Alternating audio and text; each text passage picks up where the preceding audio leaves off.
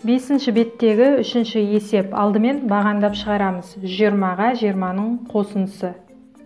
Соңынан бастап орындаймыз. 0-ге 0 қосамыз 0. 2 мен 2-ның қосындысы 4-ке тең. Астасына жазамыз. 1 мында ештеңе жоқ. 0 болып есептелінеді. 140-қа тең. Енді жақшаның ішіндегі амал орындалды. 140. Оны 10-ға бөлсек, онда 1 0 бар. Яғни соңғы 1 0 қысқарады. 140-ты 10-ға бөлгенде бөліндінің мәні 14-ке тең. 300 бен 60-тың қосындысы баған түрінде 0-ге 0 қосамыз 0, 0-ге 6 қосамыз 6, 3 мында ештеңе жоқ. Сонда 360.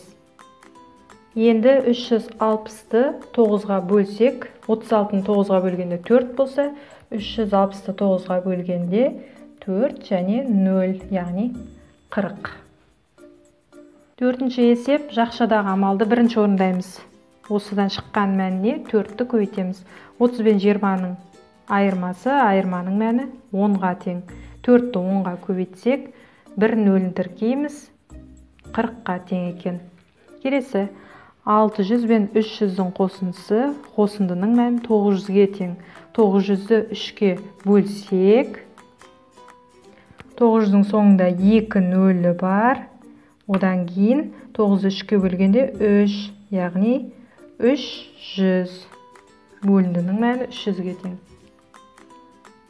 Бесінші беттегі бесінші есептің асы. Шарты шешуі жауабын жазамыз. Шарты: шебер 8 дулыға 12 қамшы жасады. Осылардың барлығын 2 қорапқа бөліп салды. Бөліп салды десе, демек бөлеміз. Әр қорапта қанша бұйым? Енді шешуі 2 амал қолданамыз. Жауабы 2 жауап шығады. Әр қорапта қанша бұйым бар екенін табамыз.